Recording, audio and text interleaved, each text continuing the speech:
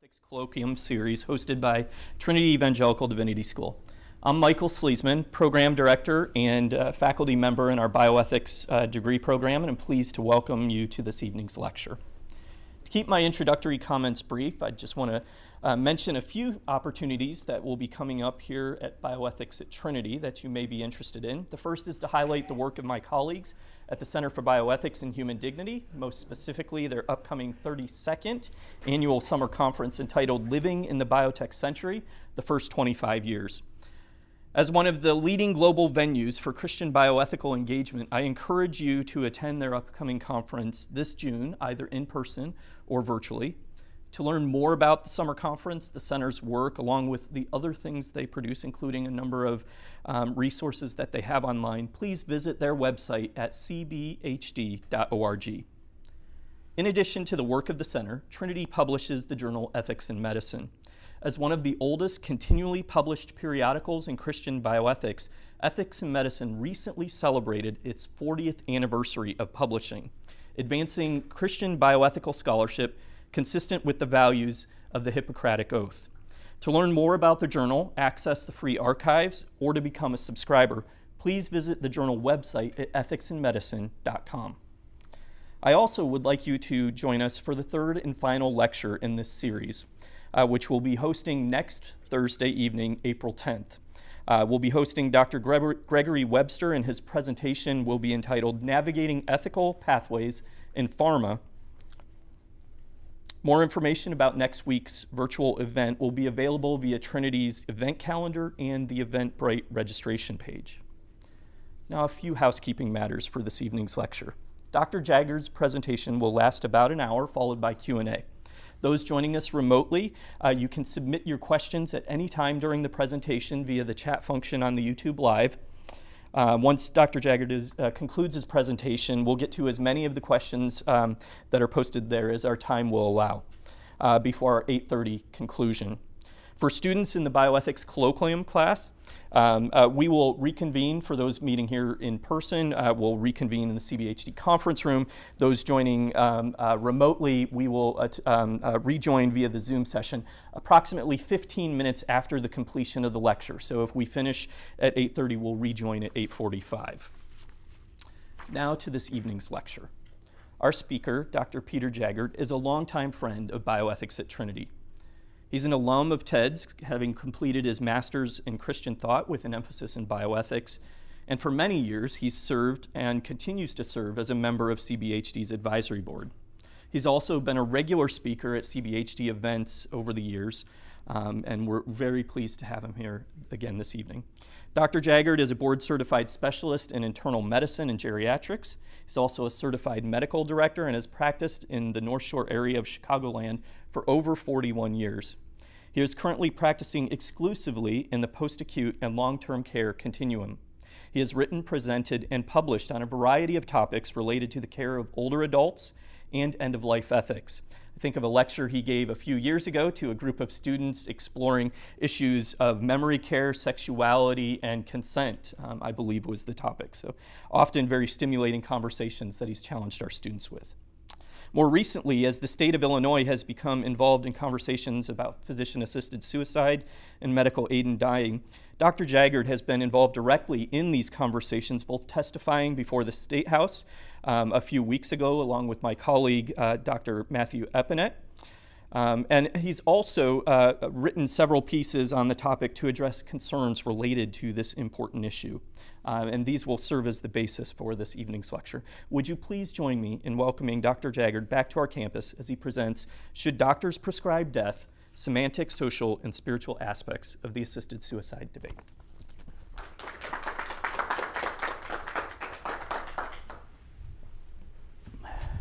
Well, thank you, Michael, and it's so good to be back here at Trinity. Back in the mid-90s, John Kilner, actually it was my wife who spoke to me about John Kilner's work up here because she and John's wife worked together in a church ministry. And John was a pioneer, and we are so grateful for the work he's done here at Trinity. And it was John and Ben Mitchell and Nigel Cameron, sort of the Trinity there when I was going through my program. And now that work is being carried on in a wonderful way by Michael and Matthew and Brian and Anna and others that help with the staff here. So Trinity has been at the forefront of bioethics from a Christian perspective for decades now. And we are so grateful as a couple. And our church is so grateful for the assistance that Trinity gives, that the CBHD gives to churches on these sometimes very difficult questions of bioethics. My work in talking about assisted suicide, as I look back on my career, came in 3 very different phases. I gave a talk at a hospital out in Barrington back in the mid-90s when Oregon was considering assisted suicide, and there was very little data available to look at the experience of assisted suicide and how it impacts a society. And yet I took the best I could do. There were some surveys of doctors' opinions, and there was some data from the Netherlands that had some problems and in terms of the actual reporting. But we did the best we could trying to reason through that.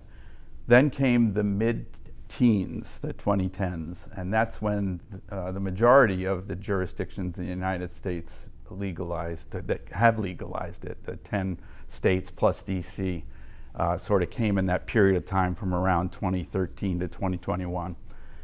And at that time then there was at least the Oregon experience, but still not the kind of data that would be helpful. And then came this last year or two. There's been such a rush and such a push to expand assisted suicide in many other states, and also to expand it in those that have legalized it. And I was sort of surprised at the difference in the amount of information we have been able to gather and how that makes the argument much more robust. And we have to be aware of the arguments for and against assisted suicide in order to converse with our colleagues that may be on the fence, or our patients that may wonder about it. I want to thank, in addition to Trinity Bioethics, I am so grateful to you all.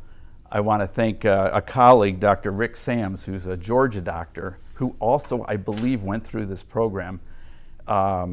He contacted me out of the blue a year ago to say, I saw your article about stopping eating and drinking by advance directives. It was published right next to my letter. And I said, oh, yeah, I saw your letter, and I thought it was great. And he said, would you like to work on an article on assisted suicide? And I said, sure. And Rick and I hadn't even met, and we published an article before meeting, and then we published 2 more. And it's sort of a serendipitous example of how God brings fellow believers together in a common mission, not just arguing against a position, but arguing for a life-affirming, what John Kilner always referred to as a life-affirming alternative. And I think that's such a great phrase. So, but this is a difficult topic with strong emotions on both sides. I am opposed to assisted suicide, but in no way do I want that opposition to minimize my recognition of the suffering that anyone going through terminal illness or chronic illness or chronic disability is experiencing. And so it's understandable the appeal of an approach such as assisted suicide.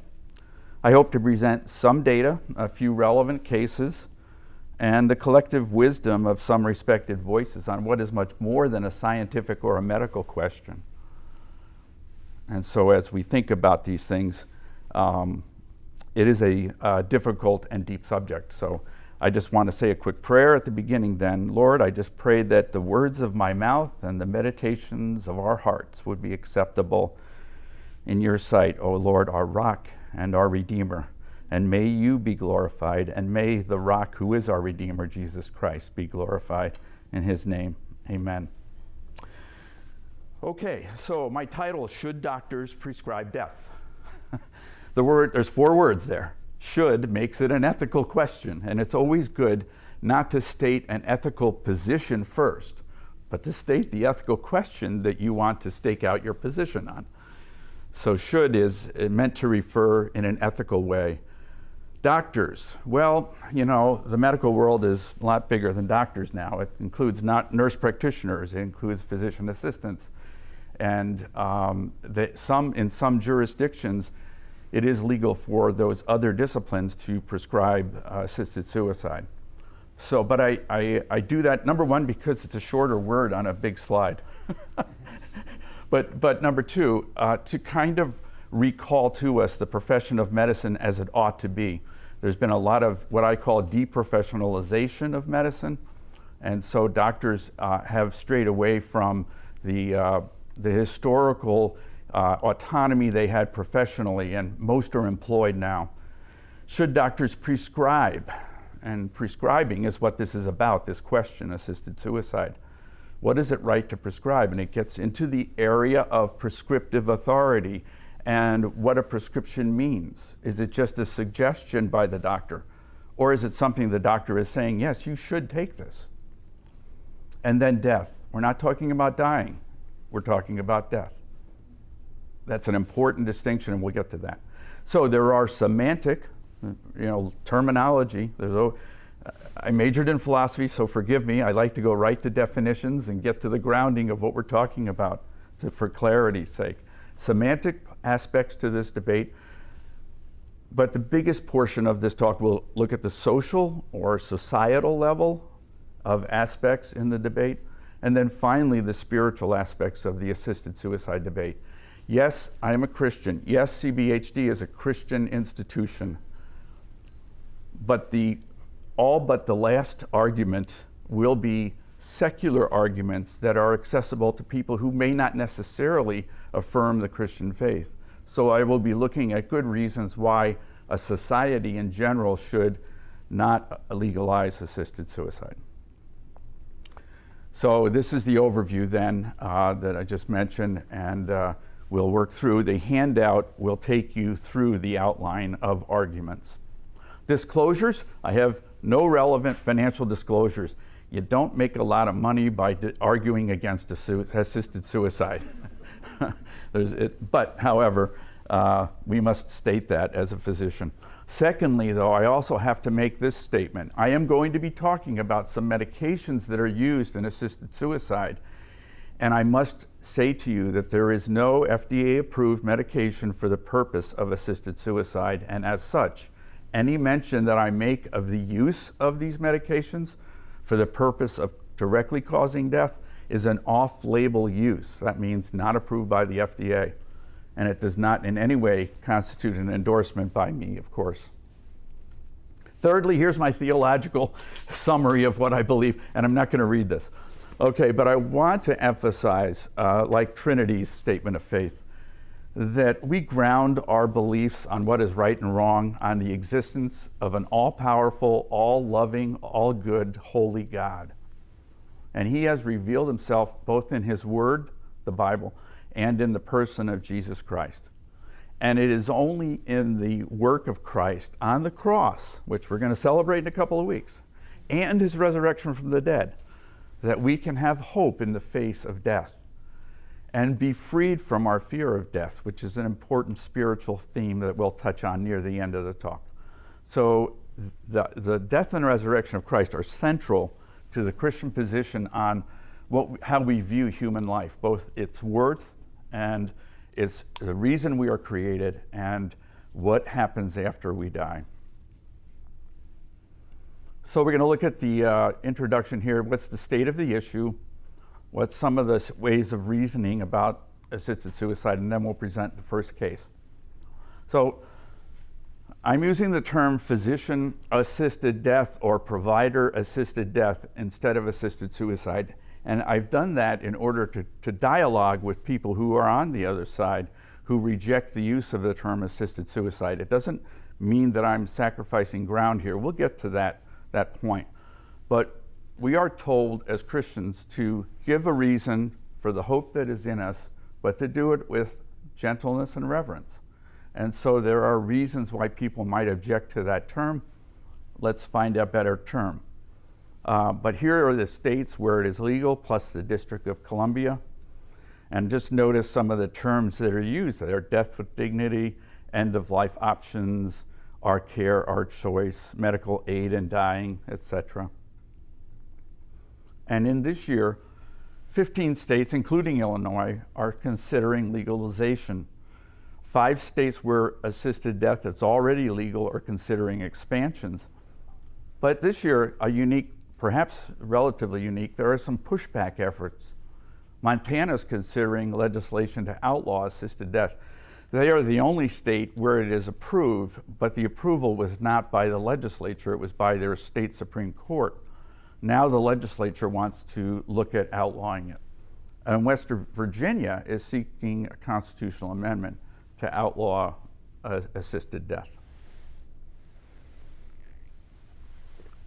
So here in Illinois, there are 2 bills. They're essentially identical as in their first draft that I saw. Both the Senate bill in Illinois and the House bill use this term aid in dying to refer to assisted suicide. It requires 2 physicians, including the attending physician, to verify the request and a qualifying terminal diagnosis. The attending must verify a second request to show that the person means what they say they mean, that's a consistent request or desire.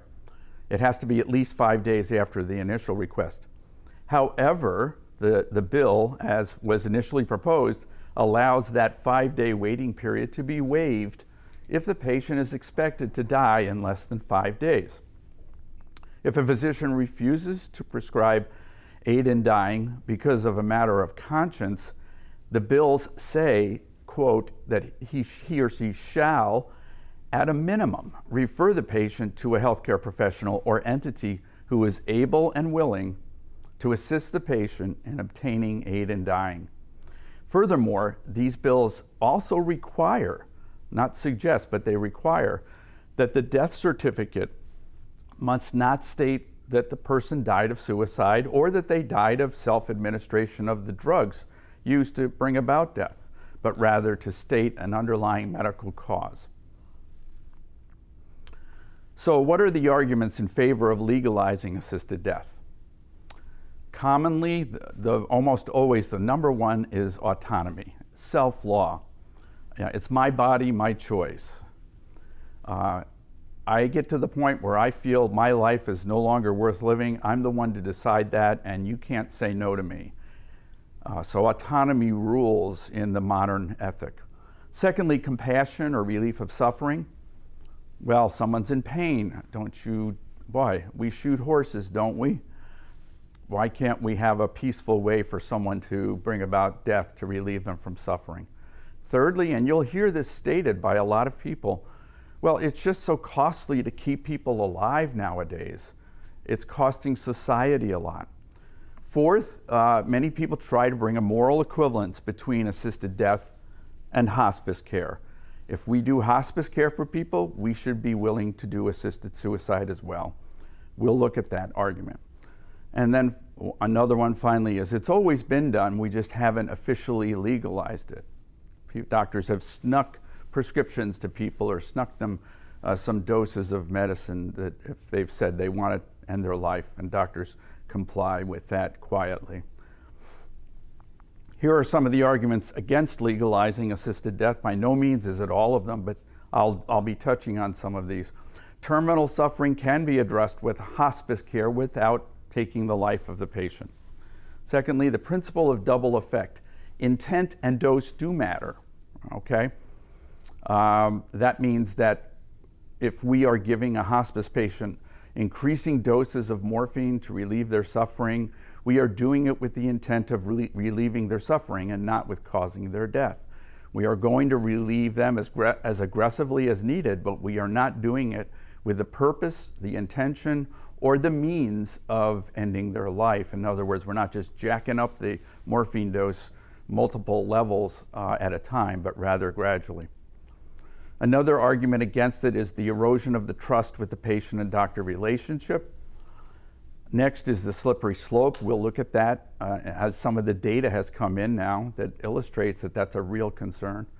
And then finally, those of us from a religious perspective may present the sanctity of life as an underlying ground of our opposition, and even the Hippocratic Oath, which is not a Christian oath, and those Greek gods were rather a, shall we say, very arbitrary and capricious group of people with a lot of jealousies and of course mythological figures. But Hippocrates wrote his oath seriously in the sense of being accountable to whatever the divine being, whoever the divine being was, because he did not want to take human life.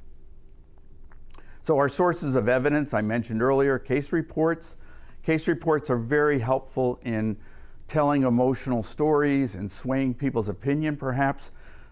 So they may be looked at as just anecdotal. In other words, they don't prove a point statistically. However, they are very important in understanding the human dimension of suffering and the human response of compassionate care. Data, as I mentioned, is accumulated more. We'll look at some of the important data. And then finally, wisdom. We need the wisdom of experts in end-of-life care. We need to listen. Some of the ancients, we're not going to look at a lot of those, but Hippocrates is an ancient one. And then, of course, Scripture. We'll get to that in the spiritual aspects. All right, case one. This is a real case. Bob, not his real name. Several years ago, this case was. 93-year-old resident in an assisted living facility with a past history of throat and prostate cancers that were in remission, perhaps cured. He suddenly developed a fracture of his mid-thoracic spine. That's one of those vertebrae that's overlying the heart shadow there, right in the middle of the big dark area, which is the chest. Workup showed that not only did he have this compression fracture, he had new tumors in his lung and in his retroperitoneum, the body space where the kidneys are, and also a new collection of fluid around one of his lungs. Upon returning from the hospital to our nursing home for rehab, he continued to have excruciating pain. And on my first visit to him, as soon as I walked in the room, essentially, he said, "Doctor, can't you just give me a pill? Can't you just give me a pill?"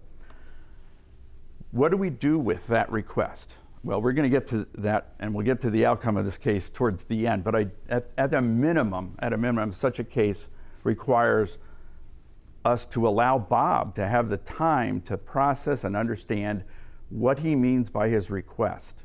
We don't just take it at face value. He didn't even say, "Can't you just give me a pill to die?" He literally just said, "Can't you just give me a pill?" Notice the ambivalence about mentioning death. Notice the almost denial of mentioning his intention. He just wanted a pill. Well, what he needs is time, yes, and he needs attentive, compassionate care by an engaged palliative care team. Now, palliative care just means a team that relieves symptoms, okay? It's like hospice, but it's for people who are not terminal, not imminently dying. He also needs a serious illness conversation with his physician. Now, I made it plural at the end. In my experience, most people cannot understand their illness and make a serious, informed decision based on just one conversation, no matter how long that conversation is. It often takes 2, 3, 4, 5, in some cases 10 or more conversations. And it might even be an ongoing project over months or years to understand fully what that individual wants in terms of their medical care. How aggressive do they want their care to be? Are they interested in going back to the hospital? Do they believe in life support, etc.? And if desired, does Bob want hospice care? And he needs to be able to give informed consent that includes understanding his options. Okay, so where do we differ? We're going to differ by drawing the line of ethical permissibility. And this is just a list of various degrees of medical intervention, appropriate use, and then there might be some withholding withdrawal of care. And then for some people, we might have palliative or hospice care. But assisted suicide takes it across this red line to actually prescribing something to cause death. And assisted death by provider administration, that's often referred to nowadays as euthanasia. That's another level beyond just writing a prescription and expecting the patient to take it. And beyond the voluntary euthanasia, there is non-voluntary euthanasia, which is where the person is not capable of giving consent.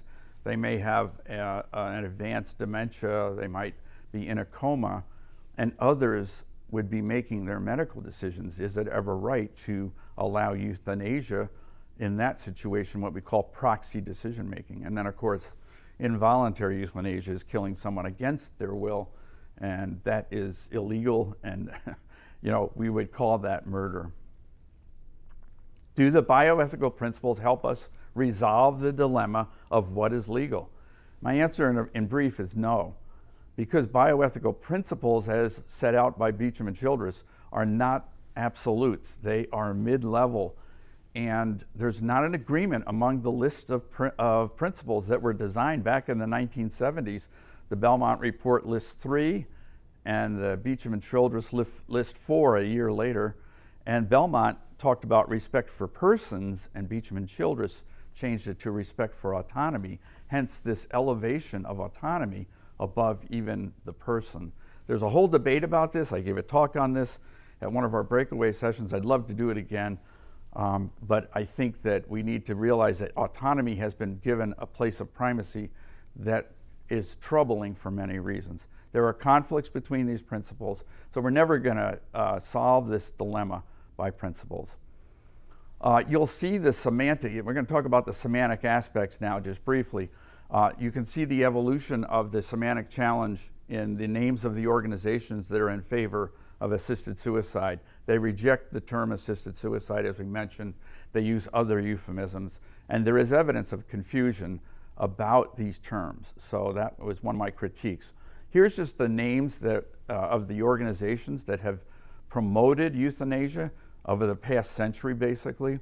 Euthanasia Society of America, which was the forerunner of the Hemlock Society. Well, those are very graphic terms. They tell you what they're seeking. Well, they sort of morphed into the end-of-life choices and then merged with Compassion in Dying to create Compassion in Choices, which is the name now. What are they doing there? They're getting smart about their marketing, right? And so their title is changing.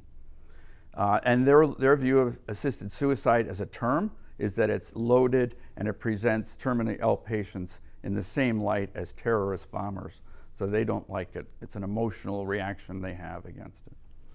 Now, it's more importantly to the terms used now in bills in Illinois and what was passed in Canada and what's being looked at in France and in Great Britain right now is medical aid in dying. What does this term mean? Well, first of all, it's too broad. Medical aid in dying. We're going to help people who are dying. Oh, well, that sounds pretty good, right? Well, that would cover hospice care if you took it literally, right? What's wrong with helping people who are dying, relieving their suffering? But that's not what it is referring to. It's referring to assisted suicide or prescriber-assisted death. Secondly, it's ambiguous because MAID in California refers to just assisted suicide, where it's physician-assisted death by prescription.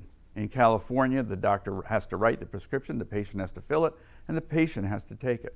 But in Canada, it refers to that plus euthanasia, where the doctor writes the prescription and administers the lethal substance, and the patient becomes passive, sort of let the doctor do it to me. I'm just going in now for my euthanasia. They'll do it all. I don't have to do anything. Interesting what we'll see in the data differences in those two. But the understanding of this term, early in the Canadian experience, Quebec passed respecting end-of-life care, and they referred to medical aid in dying. And a study a year later showed that only 40% of over 200 Quebec healthcare professionals realized that the term medical aid in dying would allow them to administer a lethal medication at the patient's request. So the doctors didn't understand it, okay? Well, let alone the patients. How are they gonna do with trying to understand this vague terminology? Here it is in Canada just a couple of years ago. 496 individuals withdrew their request for MAID. The most common reason among those 496 individuals was upon learning additional information about MAID, they decided it was not a path they wished to pursue. So what does this tell us about the state of informed consent and patient understanding in regards to MAID in Canada. It's very concerning.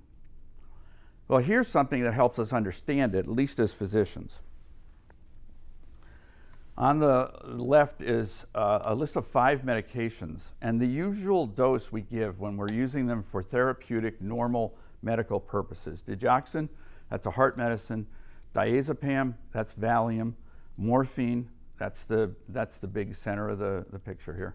Amitriptyline, which is an antidepressant, and phenobarbital, which is a sedative. They also give a couple of drugs at the bottom to prevent nausea, because this whole mix of drugs is very nauseating. It tastes very sour.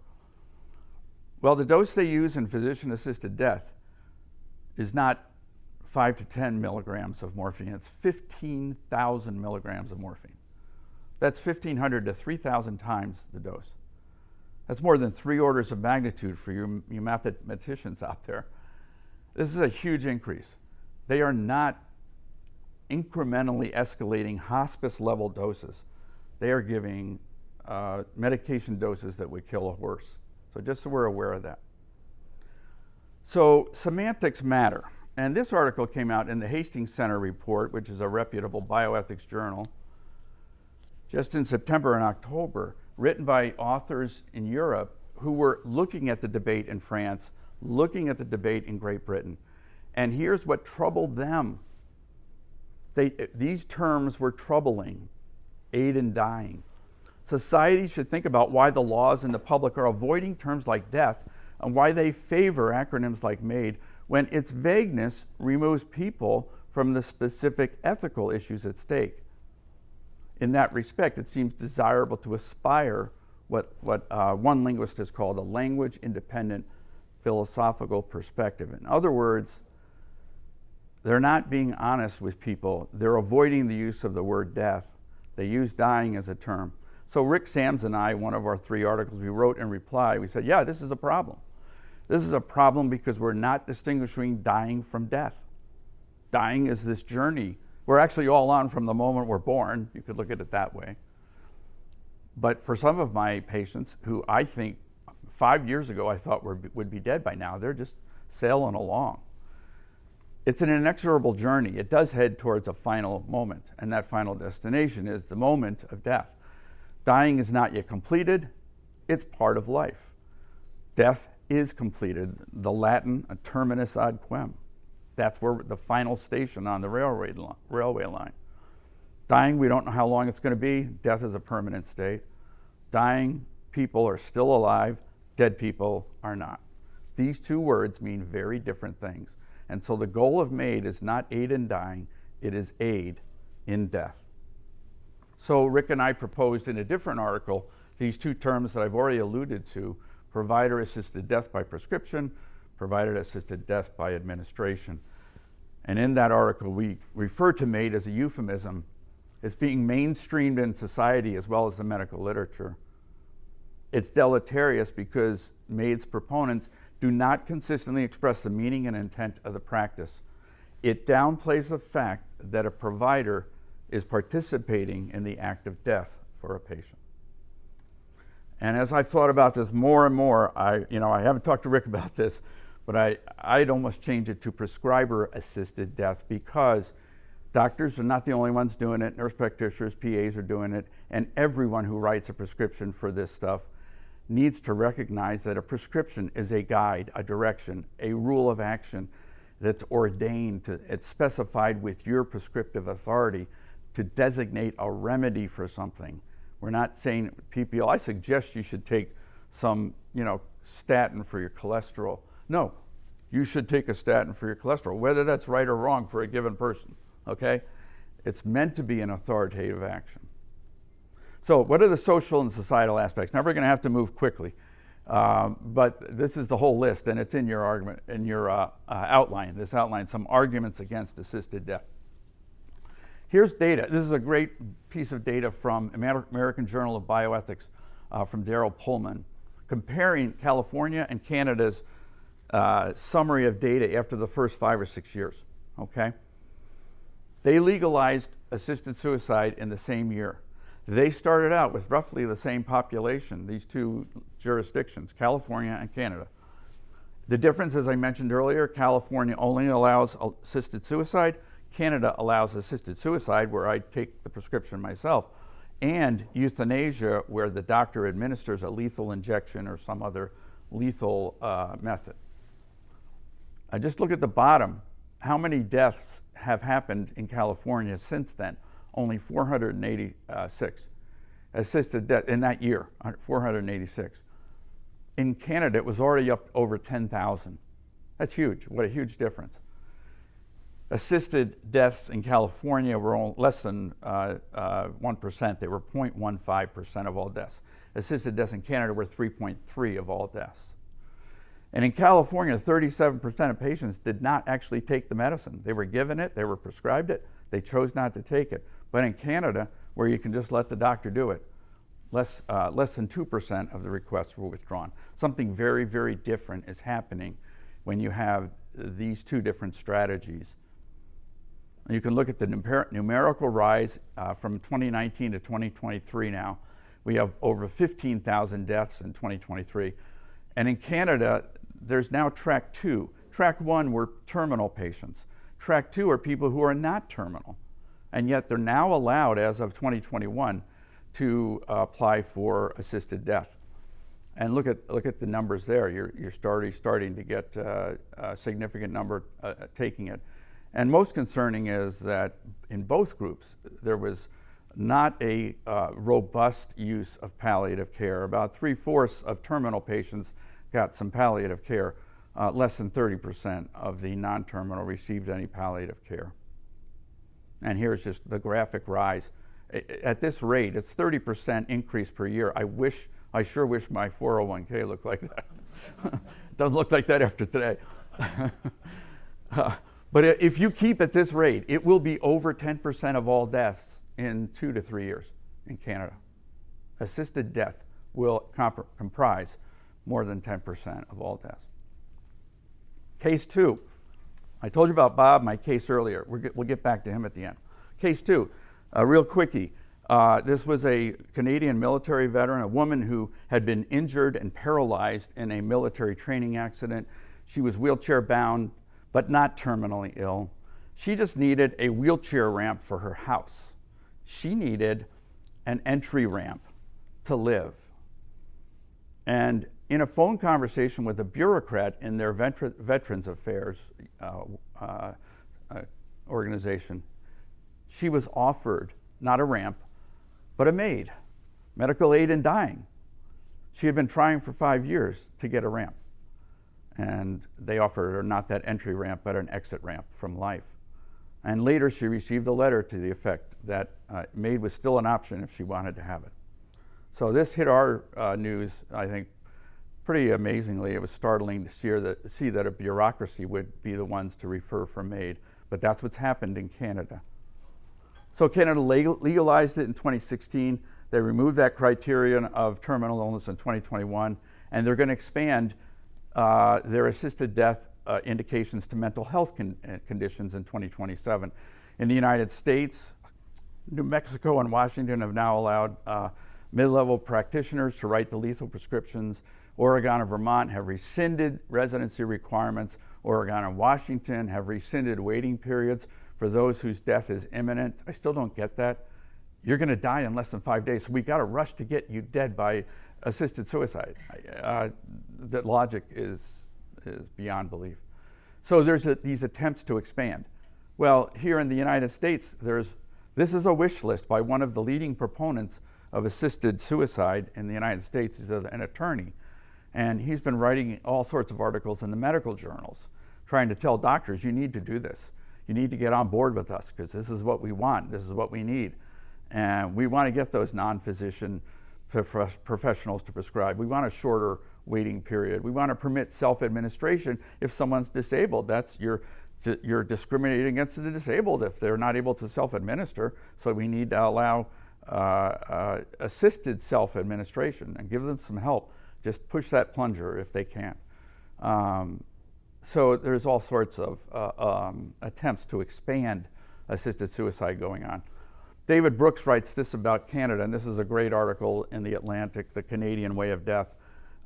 He writes a lengthy essay about what's happening up there, and he basically says that the lines between assisted suicide and straight up suicide, if you want to call it unassisted suicide, are blurring. You know, debates are arising. Which lives are worth living? And people are feeling guilty for wanting to live. Here's case 3. This is Nicole Schroeder. She's a university professor in New Jersey, professor of history and the history of disability, and she herself is disabled. And she writes this wonderful article, again, this was written in January of this year, online. The Disability Visibility Project is where you can go to find this, disabilityvisibilityproject.com. And she says basically doctors are they're not really concerned about what bothers her each day, which is her joint dislocations, her gastroparesis, the stomach doesn't move well, orthostasis, her blood pressure drops when she stands. They're more concerned with, do you have vascular Ehlers-Danlos syndrome, because that's going to tell us you're more likely to die. And she wants help for her symptoms rather than them worrying about how long is she going to live. Those protesting against assisted dying laws, like her, are not asking dying people to suffer. The issue is not as black and white as people believe it to be. Those of us protesting do not want people to be in needless pain. Instead, we want resources other than death to alleviate suffering while people are still alive. We ask that policies ensure that no one is coerced or forced into assisted dying, that they're not given an offer of MAID instead of their disability ramp that they need. It's happening in Canada, it's happening in the US. And disabled people rightfully worry about flaws that indicate a persisting devaluing of human lives, of disabled lives. And she notes that when MAID was expanded in 2021 in Canada, it included anyone with a disability that severely impacts their quality of life. And so disabled people are coerced to choose MAID after being denied accessible housing, a ramp, mobility tools, and timely care for their symptoms. This one really grieves my heart to even show it, but these are words that have been said by proponents of euthanasia over the past century about people who are disabled, chronically ill, or terminal.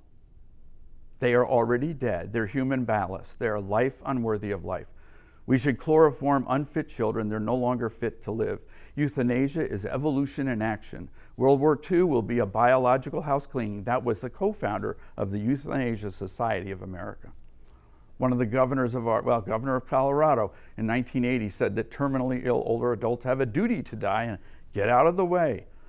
Derek Humphrey, Hemlock Society, those who are near death have duty to die to free up resources. And then Governor Lamb again in 2013, not that long ago, a big article in the Denver Post that technical care for aging bodies creates a giant unsustainable burden for society. Now, this idea of being a burden, okay? Of Oregonians who requested assisted suicide in 2016, nearly half cited being a burden as a reason. A similar study in Washington state revealed that over half cited fear of being a burden as an issue. In the first 20 years in Oregon, burden to the family was a factor of the reason to choose assisted death in 42.7%. Here's a letter this is case 4 that I have of my cases, left by a 41-year-old Canadian woman with fibromyalgia, that's not terminal, a chronic leukemia, most of those are not terminal, who died by assisted death by her choice.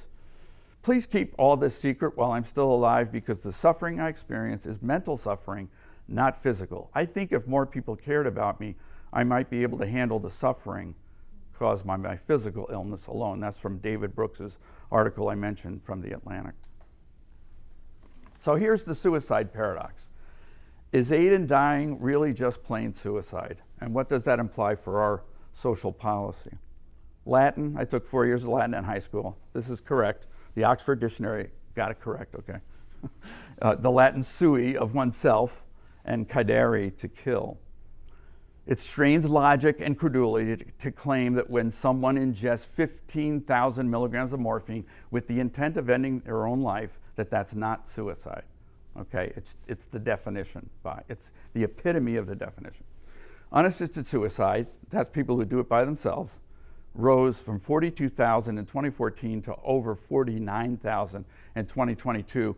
And that suicide rate in 2022 is the highest since 1941. We have Houston, we have a national suicide problem. And here's what really irks me. It's logically inconsistent and existentially dissonant as a society to expect doctors to both recognize and discourage unassisted suicide. We're supposed to help people not commit suicide, while encouraging and even mandating that we comply with their choice of assisted suicide.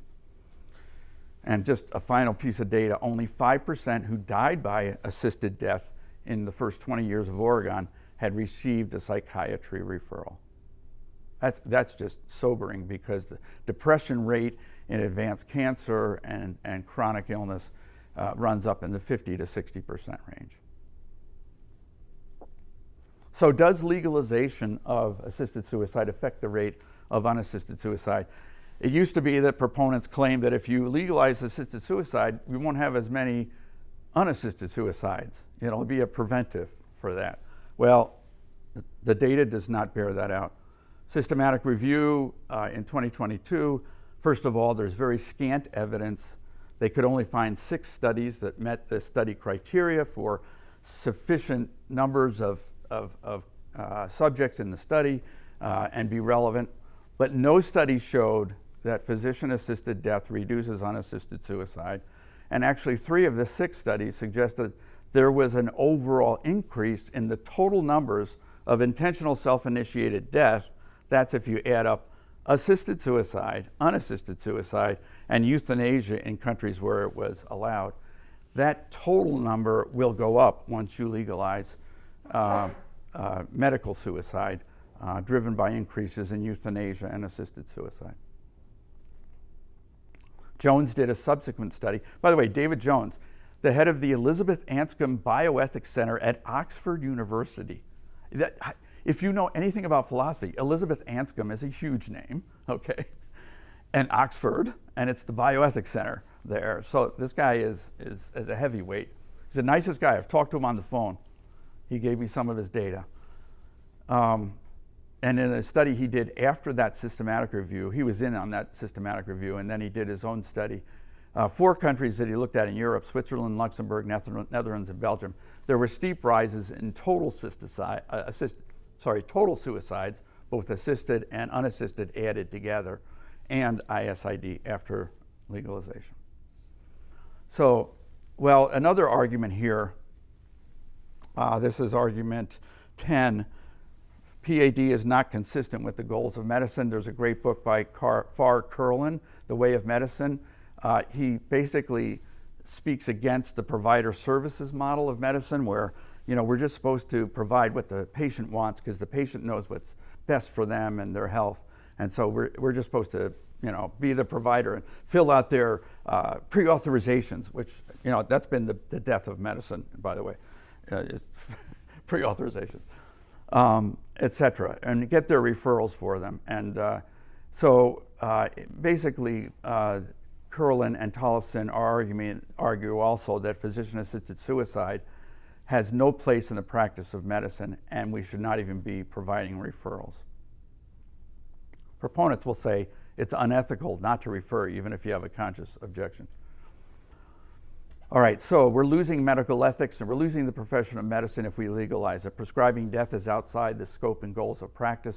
Enforced falsification of death certificates, that's another problem that is required by some states. It abrogates truth-telling. Mandatory referrals for assisted death compels physicians who have a conscientious objection to be complicit, and therefore we're destroying the practice of medicine as well as ethics. All right, coming back to this, the difference between California and Canada. Why do people stop their tendency to be ambivalent and withdraw a request in Canada when they're offered both options? They just let the doctor do it. This is another article by David Jones, a brilliant article about the paradox of what he calls heteronomy. It's not autonomy anymore. Euthanasia, letting the doctor do it, it cedes, it gives away the final power and thus the ultimate responsibility for one's death. to someone else, to the doctor. This is not autonomy. This is heteronomy, ruled by another, even if it is freely chosen. Euthanasia could be thought as the ultimate form of medical control.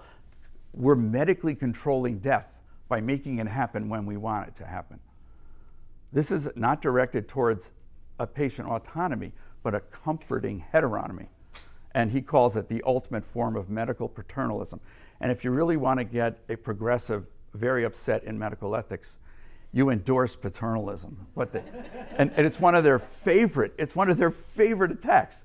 This is paternalism. When I said that, we should, if older people who are demented and they are showing receptivity to an offer of feeding, so we should feed them as long as they want to be fed or show that they're receiving it. And I've been accused of medical paternalism by taking that position, okay? Well, by Jones's analysis, euthanasia is the ultimate form of medical paternalism. So are there constructive alternatives? Yes, there are. Secular first, and then we'll get to scripture towards the end here. There are social and societal interventions. We have to renounce the utilitarian view of human worth. People are not worth what they are simply because of certain functions. Their worth is intrinsic as human beings, as members of our species, okay? I'm just putting that out there philosophically. That's a metaphysical assumption, okay? But there are reasons why people will hold to that assumption. But there's also reasons when people object to it, like the utilitarian view. We need to affirm the intrinsic worth of all human beings, from embryos to emperors. That's how I closed my thesis, my taking 1 Peter chapter 2 and looking at the respect for human life. Provide for the material needs for daily function for the disabled and elders. Yeah, like Nicole Schroeder said, we don't want death as the solution. We want practical means of living. Stop the rush to legalize PAD and re-examine the value of societal boundaries against PAD. The clinical interventions, we've talked about it, palliative and hospice care, and we need to use virtues in our care for the dying and address that loneliness epidemic that is causing the suicide epidemic, okay? Dame Cicely Saunders, the founder of the modern hospice movement, older generation from before mine, okay? You matter because you are you. That's intrinsic worth. You matter to the last moment of your life. And we will do all we can, not only to help you die peacefully, but also to live until you die. Not to die prematurely because of something that you want or demand or that we give to you. Diane Meyer, member of my generation, a nationally respected expert in hospice and palliative care and geriatrics. Patient despair and suffering should be met with a human connection and support to relieve suffering and improve quality of life, not a rush to put an end to things to reduce our collective distress at confrontations with finitude. Yeah, we've got to stop being afraid of death and start focusing on helping people to live before they die. Meaningful human connection, not poison, is the right prescription. Virtues of medical care, that's another talk I've given, and I think if I ever write a book, Michael, it'll be on the virtues of end-of-life care. Presence, being there, compassion, empathy, fidelity, faithfulness, practical wisdom, making difficult choices in behalf of the patient, courage, temperance, equanimity, bedside grace, humility. Here's a great talk I just heard at my annual conference of medical directors, Compassionomics, from an intensive care doctor from New Jersey. Get his book, Compassionomics, Steve Tresiak. Doctors miss up to 90% of opportunities to show compassion in an office visit. 56% of docs say they don't have time to show compassion. We spend more time looking at the computer than at our patients, right? 1 out of 3 end-of-life conversations in the intensive care unit had 0 expressions of compassion. Wow. And he gives this little clue. He says, I want you to know, if you say this, it only takes 40 seconds. You should say this to that person in the ICU or the family member. I want you to know that this is a tough time for you. I want you to know I'm here for you. We're in this together. I will be with you each step of the way. 40 seconds, and you've shown them compassion. And as Christians, we ought to have that awareness, right? Coming back to Bob. What about Bob? Okay, can't you just give me this pill? What about Bob? We had a serious illness conversation. It was clear he was asking about a lethal prescription, but it was also clear he was open to hospice and relief of pain and getting some therapy before he went into hospice. So we started with that, and we gave him, a moderate amount of opioids, got some therapy going. He started to walk. He started to walk around the unit. He met with old friends from a church group. He talked more freely about his death coming.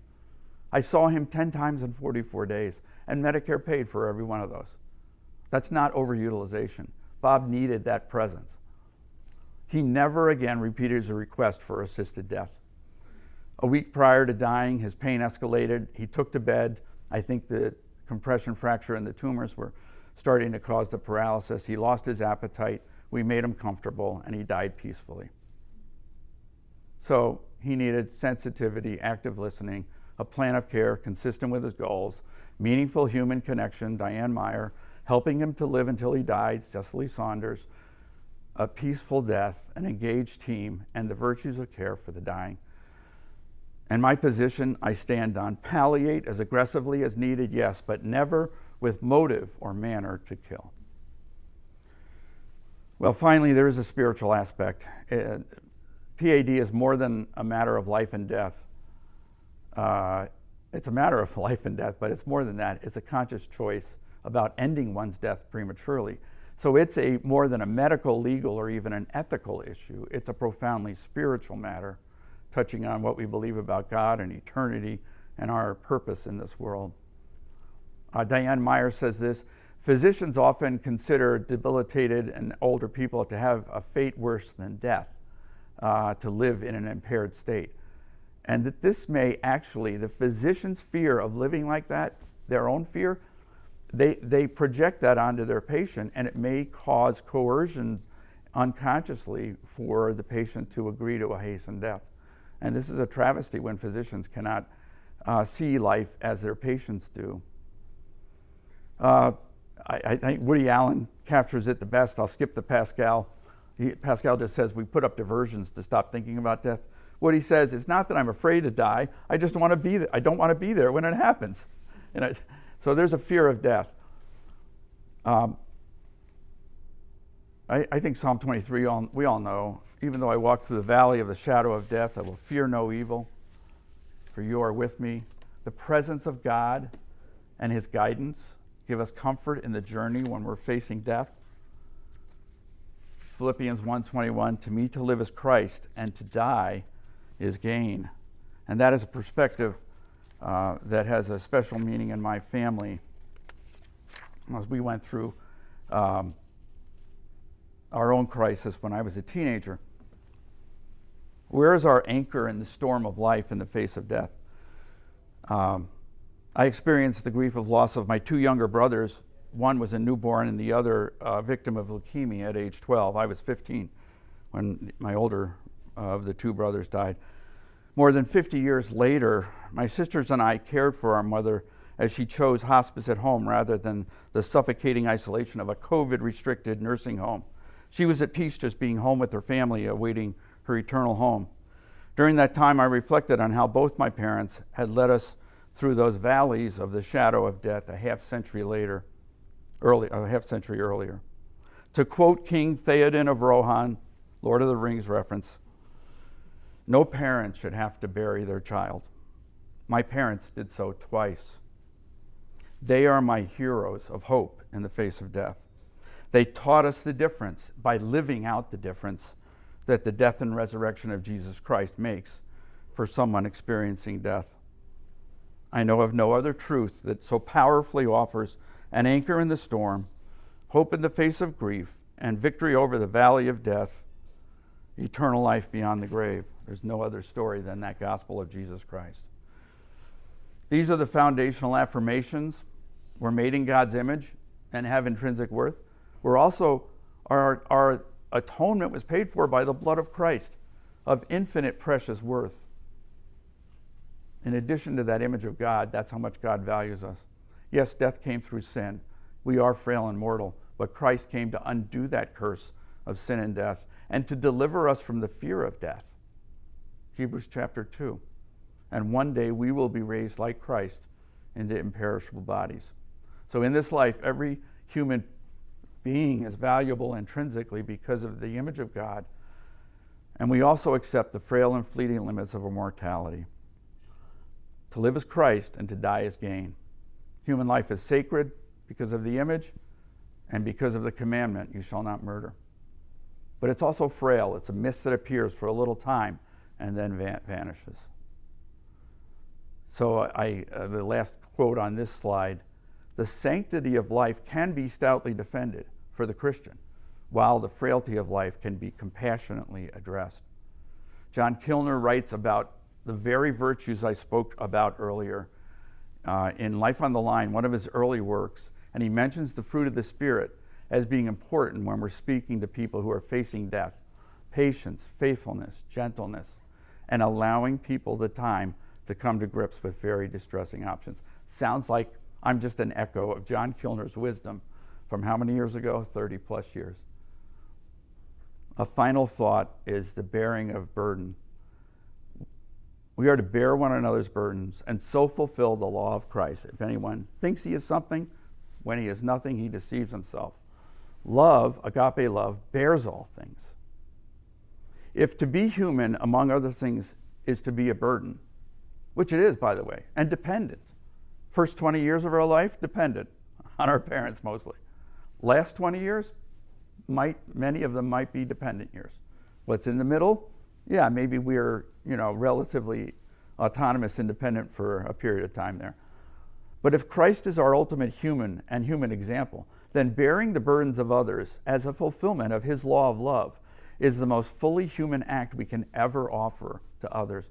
He was the ultimate burden bearer on the cross, and he is our model to bear the burdens of others.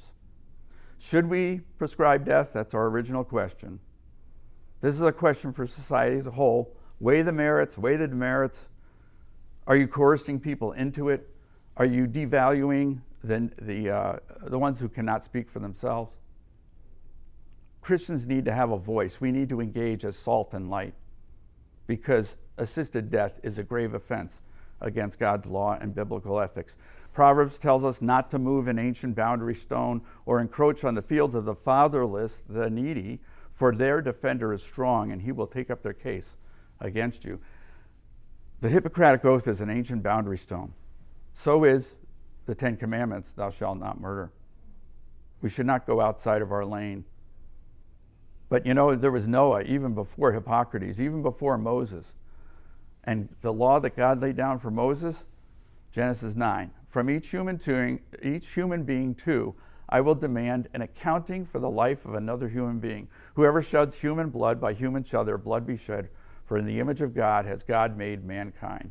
This conveys accountability for how we treat our lives and others, but also a transcendent basis for the intrinsic worth of all persons, the imago Dei. So our take-home messages are here. I won't, for the sake of time, go through them all. You can see them on your handout. But thank you for listening. And my conclusion is doctors should not prescribe death, nor be forced to be complicit in it.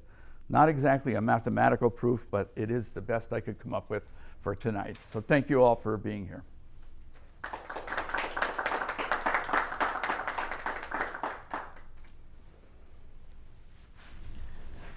Again, thank you, Dr. Jaggard. For those of you that are joining us online, please feel free to add your questions to the chat area, the YouTube Live, and we'll get to as many as possible. A few have already come in. The first from your co-author, Rick Sams, asking about this illusion of autonomy that you had mentioned, whether our best strategy would just be to go for it and attack this, discredit the illusion of autonomy as the driving force in secular ethics and a justification for PAD. Well, thank you, Michael, and thank you, Rick. Hello out there down in Georgia. I wish I was down there in a couple of weeks for the Masters, but Rick's in Augusta. Absolutely, Rick. I did it at the AMDA session that I was part of. I actually talked with the other side. I was a part of a panel of 3, and the other 2 were in favor. And I talked about this idea of heteronomy. And I said, do we want to really get into the deepness of the ethical argument there? And they were fine with going ahead with it. I went ahead and I just presented it. And, you know, I think it made them think more deeply. It didn't change their heart, but I see it as Christians offering a deeper level of analysis of what is a very facile claim that autonomy makes everything okay. That's not the truth. Autonomy. Well, doctor, I know, I'm convinced there's a tumor in my arm, and I want you to take my arm off so that this tumor will be gone. And you say, well, okay, I'll do some tests. And we find there's nothing there. There's a perfectly normal arm. But he say, but doctor, autonomy, it's my body, and I know something's wrong there. I want you to take my arm off. And I said I would never give in to that. And interestingly, I had a physician come up after the session and say, well, you know, that's body dysmorphism, and there are some cases where it's shown that it's appropriate to remove a normal arm. And I'm like, I'm sorry, I do not. That's, again, you get down to what Farr Curlin is saying, the provider services model of medicine, that we're at the mercy of the demands of an autonomous patient as opposed to a medicine whose ends are the goal of health for the patient. And this is not healthy for the patient to cut off their arm. So autonomy is not an absolute, and it certainly is not an absolute when it comes to assisted death. Thanks, Rick.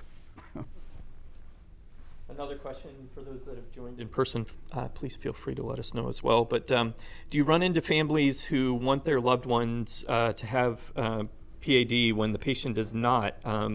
And can you speak to how you would go about counseling those who are struggling with the difficulty of watching their loved ones suffer? Yeah, this is a very difficult situation. You know, medical decision making for the cognitively impaired person is a challenging task, no matter what the situation may be. Thank you for that question. I have not faced that specifically. In fact, as of now, Illinois still has not legalized assisted death. And by the way, the terms of the Illinois law that I put on the slide were as of 3 to 4 days ago. They've changed what they're proposing, I think, after the first few hearings, and they're trying to sell it maybe a little more easily. But to get back to this question of even, you know, in the state of Illinois right now, it would not be legal, but I have had patients ask me about what I believe about assisted suicide, and I know some patients that they've come right out and told me, well, I think I might, you know, there is such a thing as suicide tourism. Go over to Switzerland and have it done for you while you take a beautiful trip and tour with your family members or friends, and then at the end of it, you go into the suicide capsule, and it's all very peaceful, supposedly. And so I have had experiences where patients have very few have done some form of assisted death, and it's very difficult. And I saw an article just recently on how difficult that is for family members who may be told about it by their relative, and it's very difficult for them emotionally even afterwards. So I think we're not very open about discussing that emotional side of things. Now, when it comes to family members, as the question asked, asking about it for their relative, to my knowledge, it is not legal in any of the jurisdictions in the United States for that proxy assisted dying. And I'm not sure, I think even Canada, it's not, they haven't gone that far yet. So that would be called non-voluntary euthanasia in a sense. So it's, but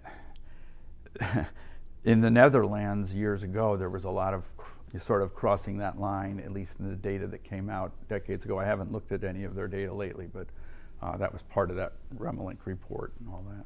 So yeah, so it's a problem if as a society we're going to start allowing families to make the decision to end a relative's life who is not able to speak for themselves. We have a scriptural mandate in Proverbs 31, speak for those who cannot speak for themselves. And that command is actually coupled with a command that says, give strong drink to the ones who are perishing. So it's, you know, in a couple of verses in the Old Testament, in a wisdom book, you've got compassionate care for the dying, but sanctity of life. Speak up for them and don't intend to kill them, and don't give lethal doses. So. Are there any questions for those here in person? Yeah. And if you could repeat the question. The power of attorney for healthcare, where you give somebody permission to do things, and if you haven't said in it that you want them to assist in your death, then can they legally do that, your family, or? Well, actually, yeah, so you're asking the question, could a power of attorney for healthcare authority, the agent in that, under that legal rubric, are they entitled to ask the medical establishment to put their relative to death? Currently, no, not in any jurisdiction I know of in the United States, but that's not to say it couldn't, down the road. There's a real slippery slope going on here. Obviously the terminal requirement in Canada has gone by the wayside. I believe that's one of the issues being debated in California, is that you don't have to have a terminal requirement. And once you start expanding assisted suicide beyond those guidelines, it's like anyone who feels that they're just not happy with their life can do it. And the counterpart for the incapacitated patient, should we ever cross that line from voluntary to non-voluntary, non-voluntary euthanasia. That's a tough line even for the proponents to want to cross, it seems. But if we have a few decades of nationwide assisted dying like they have in Canada, it's going to be real easy to run over that line. That's part of the slippery slope. Once you think that it's okay for doctors to prescribe death, then all this other stuff are just secondary arguments. If you give away that bright red line, it's okay for doctors to write that lethal prescription, then it's going to cascade downward from there. Yeah. Do these things go on to any ballots that, did I miss this in Illinois that said, do you agree with assisted, suicides? Is it legislative? I mean, did I miss that somewhere? Thank you, Joan, and good to see you, Joan and Rick. Okay. They're very sneaky the way they, roll this out. I was not involved. I've never gotten onto a legislative hearing before of any kind until this year, until just about a month ago. And, they had a few hearings, and I think they got a few hard knocks from some really eloquent people, including Matthew Epinette, one of our, and some of the disabled leaders in the disabled community who are the voices. And so they come back with a revised bill, but we haven't seen it yet. They've apparently created the revised bill, and they will roll it out sort of a day or two or three before the hearing. And you're scrambling with, you don't know when the hearing is going to be. And, I got a job as a doctor. I got a day job. And if you go online on Zoom, you don't get treated as well as if you go in person. Well, if they have it in Chicago, I could go to it, but am I going to traipse down to Springfield? How am I going to get the time off and all that? But these things matter. And there's debates at every level. I was just thinking about this, and I was talking about this before. This issue is being debated in academic medicine, in journals. That's where Rick and I got involved this past year, writing articles in journals, okay? It's being debated in state legislatures and the hearing process that each state has. But no, it's not a referendum. We don't get to vote on it. Unless maybe like West Virginia, we rose up and said as a state, hey, we're going to put this on a referendum. We want to overturn the law if it ever gets, put into place, and put something in the Constitution of Illinois that we don't want this, in our state. Now, Illinois is pretty much deep blue. Okay. However, I have found that there's a lot of crossover on this issue. You can't characterize this as just a red-blue issue. There's a lot of uninformed people on the red or right side or whatever just as, there's a lot of passionate people who are active, and the same on the other side. And I think when you really start to think about, what is being done, 15,000 milligrams of morphine, it's going to, be a 5-day waiting period when 37% of the people in California end up not taking it. That suggests a huge ambivalence. Somebody who says to a doctor, I want to have this option, isn't really thinking, I want to do it. Well, who's going to help walk them through those weeks and days after they have it in their hand? And by the way, what's going to happen to the diversion of those substances? 15,000 milligrams of morphine. Are they going to bring it back somewhere, or is it going to just sit somewhere, or is it going to be found by a kid, or is it going to be sold on the street? I mean, there's all sorts of questions that come up. And do we want a society where doctors lie on death certificates? Do we want that? If insurance isn't going to pay out on a suicide, then you do want it. Right? Exactly. That's exactly part of it. Yeah, it is. Yeah. So it's the death of medical ethics. You destroy truthfulness. You destroy the professionalism of the doctor, who may have a conscientious objection. They're going to throw doctors in jail if this is going to happen this way. But now they make a big part about, no one is forced to be complicit in this. Nobody's forced to participate. No one shall be forced to participate. But at a minimum, if you have a conscientious objection, you will refer them to a provider who will provide death for them. And that's complicity in my book. And so, another question anyway. The one question online was asking clarification. Earlier in the presentation, you were distinguishing between the various dosages for palliative care versus that which is given for the assisted dying. Could you clarify a bit more? You were making a distinction between increasing the dose of morphine versus the larger dose, and could you explain how that increasing doesn't also complicate matters at all? Yeah, that's a good question. This is a great question because, first of all, I illustrated that slide to show the magnitude of difference between what is given usually as a one-time dose. Now, obviously, the dose can be raised significantly higher than just 5 to 10 milligrams. In some cases, it's needed. I deal with geriatric cases, and so we don't usually give a whole lot more than maybe 10 milligrams at a time. But larger, younger people, you might need larger doses for sure. But not 15,000. You don't jump to 15,000 milligrams as your initial dose. That's what assisted dying or assisted death uses as the initial dose. Now, I will say this, and this is just, I want to be transparent and honest to show that we on this side of the debate are transparent and honest. There have been a few cases in my care of hospice patients where their suffering is nearing the end, the terminal end, and they may still be somewhat in distress. And we do start to give the morphine a little more frequently. But you know that the death is coming. You've talked to the family. They may be even there. And you hear a lot of rattling and fluid and maybe some respiratory distress. So you might say, well, let's give them another 5 milligrams of morphine. And it just so happens that their blood pressure was already low. Their respiratory rate was already irregular.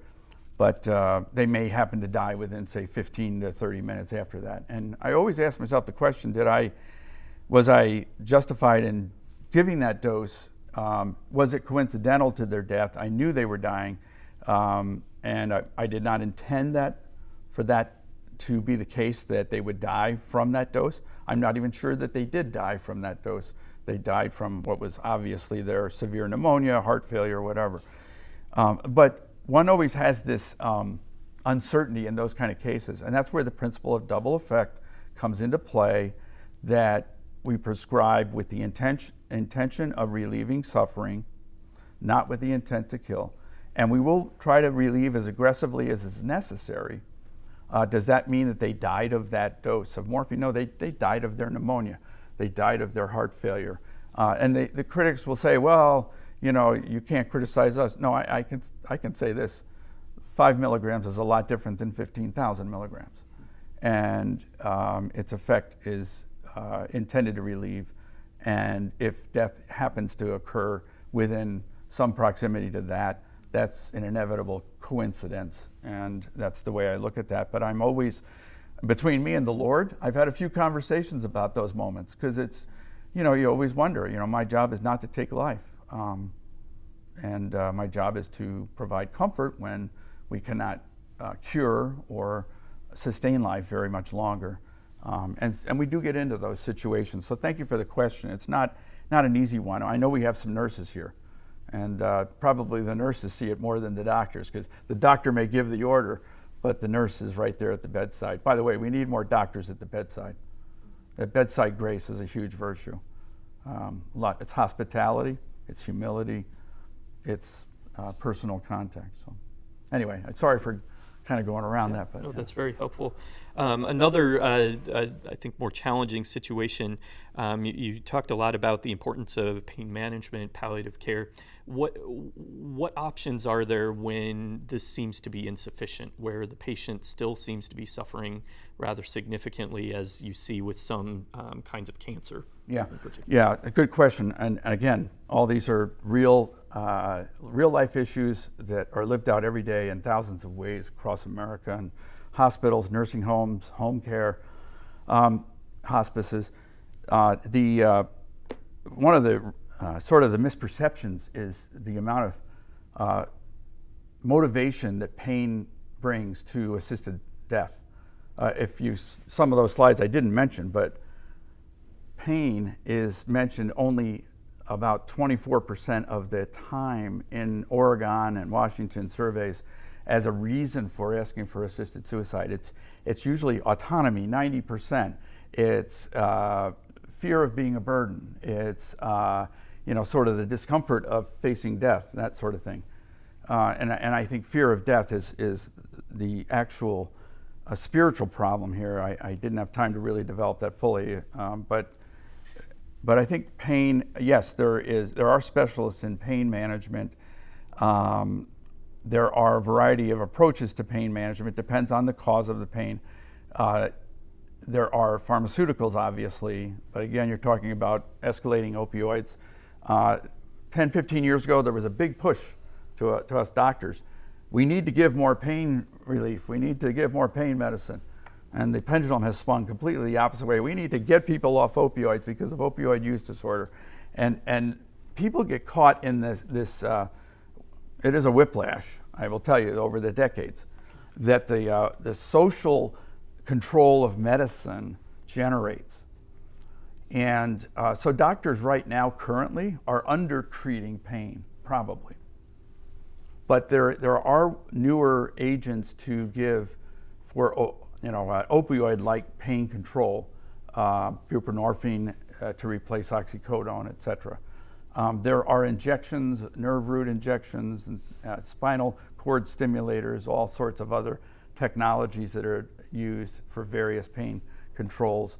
Not a lot of great success on it, across the board. Some cases respond well, some don't.